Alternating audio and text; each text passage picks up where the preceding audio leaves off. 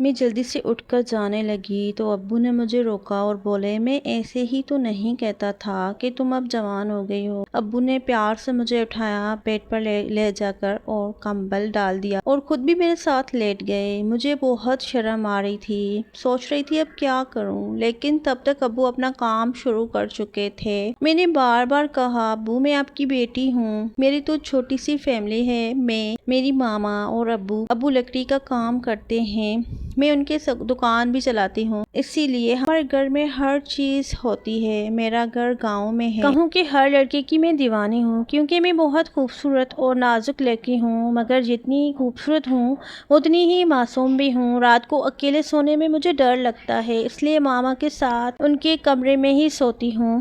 میرے ابو ہمیشہ ماما سے کہتے تھے کہ اب ہماری بیٹی جوان ہو گئی ہے، اس کی شادی کر دینی چاہیے۔ یہ سن کر میں شرماتی تھی۔ دسمبر کی لمبی 7 راتیں تھیں۔ ماما اور بھائی میرے کزن کی شادی پر گئے ہوئے تھے، ابو میرے پاس ہی سوئے ہوئے تھے۔ مجھے ماما کے بغیر نیند نہیں آ رہی تھی اور سردی بھی بہت زیادہ لگ رہی تھی۔ میں سوچ رہی تھی کہ ہیٹر جلا لوں تاکہ سردی کچھ کم ہو جائے اور کمرہ بھی گرم ہو جائے، اس لیے میں کچن گئی کہ ماچس لے آؤں اور ہیٹر چلا لوں، لیکن میری قسمت ہی خراب تھی کہ کچن میں ماچس اٹھاتے ہوئے سالن کی کچی میرے اوپر گر گئی اور میرے کپڑوں پہ سالن لگ گیا۔ مجھے بہت غصہ آ رہا تھا، ایک تو سردی بہت زیادہ اور اوپر سے سالن بھی میرے کپڑوں پر گر گیا تھا۔ میں کمرے میں آ کر ہیٹر جلا لیا اور کپڑے خشک کرنے لگی، لیکن سالن میرے جسم پر بھی لگ گیا تھا، جس کی وجہ سے مجھے بہت الجھن ہو رہی تھی۔ میں نے ہیٹر پر پانی رکھ کر گرم کی اور نہانے چلی گئی۔ جب میں نہا کر فارغ ہوئی تو مجھے یاد آیا کہ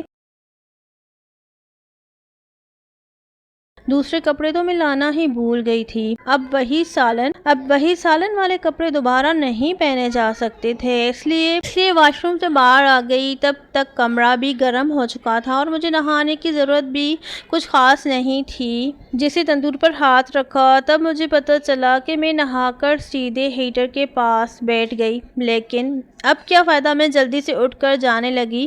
ابو نے مجھے روک لیا اور بولے، ایسے ہی تو نہیں کہتا کہ اب تم جوان ہو گئی ہو۔ ابو نے بڑے پیار سے مجھے اٹھایا، بیڈ پر لٹایا اور کمبل بھی میرے اوپر ڈال دیا اور خود بھی میرے ساتھ ہی لیٹ گئے۔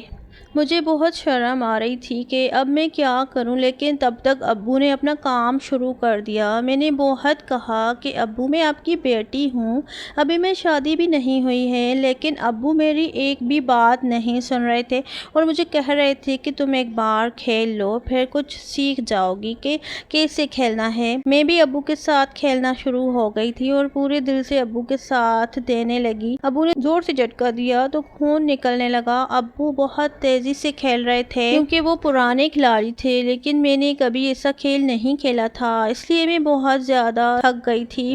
جب ابو کھیل کر تھک گئے، مجھے تب تک میں بھی 2-3 بار سکون حاصل کر چکی تھی، لیکن مجھے یہ پتا نہیں تھا کہ میرا بھائی کب گھر آ گیا اور مجھے اور ابو کو گھر کا کام کرتے دیکھ رہا تھا۔ اب ابو بھی تھک کر سو گئے اور میں بھی۔ اگلے دن بھائی میرے پاس آیا اور کہا، کیوں؟ میں تمہیں ماں کو لاتا ہوں۔ میں رات کو ابو کی وجہ سے بہت تھک گئی تھی، اس لیے میں نے انکار کر دیا اور ابو اور بھائی کے لیے ناشتہ بنانے لگ گئی۔ ناشتہ کر کے ابو دکان پر چلے گئے تو بھائی نے مجھے کہا کہ الماری میں سے میرے کپڑے نکال کر استری کر دو۔ میں بھائی کے کپڑے نکالنے کے لیے جب میں نے الماری کے پاس چھوڑ گئی تو بھائی نے اپنا ہاتھ میرے کندھے پر رکھ دیا۔ میں نے کہا، بھائی یہ کیا کر رہے ہو؟ تو بھائی نے کہا، میں رات کو گھر آیا تھا اور تم نے ابو کے ساتھ جو گھر کی کام کروائے وہ سب میں نے دیکھ لیے۔ یہ سب سن کر میری تو جان نکل گئی کہ اگر بھائی نے مما کو بتا دیا، ماما مجھے اور ابو کو معاف نہیں کرے گی۔ مجھے پریشان دیکھ کر بھائی نے کہا کہ میں ایک شرط پر کسی کو نہیں بتاؤں گا، بس اگر تم مجھے بھی وہ کرنے دو، رات کو ماما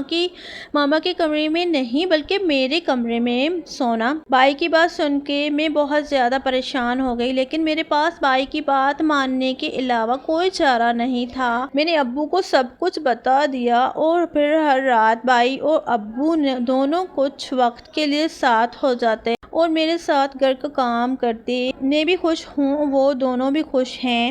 اگر کہانی اچھی لگی تو لائک کریں اور چینل کو سبسکرائب کرنا مت بھولیں۔ شکریہ۔